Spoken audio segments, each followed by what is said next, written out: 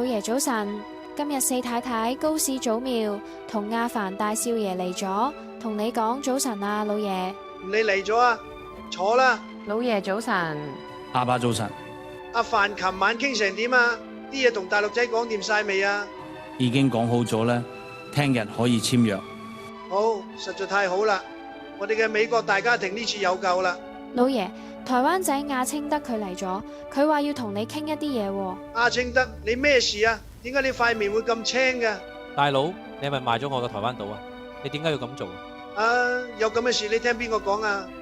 我今朝早聽到你嘅管家賴斯先生講過，話你同大陸仔喺馬來西亞傾好咗，將台灣島俾翻佢哋，係咪真噶？哦，俾翻佢哋咪俾翻佢哋咯，有乜咁出奇啫？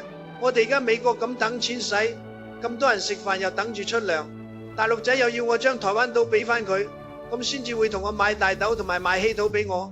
大陸仔又應承我收翻台灣島之後便會過數1萬億美金俾我，我梗係買啦。咁多錢，你睇下四太高氏祖廟嘅日本娘家，前日佢哋就答應俾咗5000億俾我美國使啦。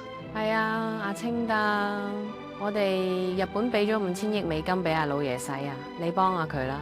大佬，點解你咁做啊？前嗰排你哋美國話好窮，我咪叫台積電投資喺你美國咯。而家台積電都俾咗一大半俾你啦。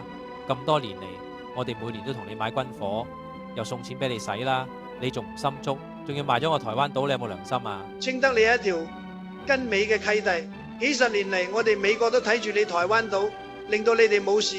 而家你大佬我就快破產啦！如果唔賣你台灣島嚟換錢，唔通賣我美國嘅地方嚟換錢咩？你條死蠢！大佬，你真係食碗面反碗底，你咁樣嚟害我？喂，清德，食碗面反碗底呢句台詞應該係我講聲啱喎。哎呀，阿老爺，大家唔好嘈啦。阿清德只不過一時意氣用事啫，等陣佢冷靜咗就冇事嘅呢。我哋而家去飲啖茶，食個包先啦。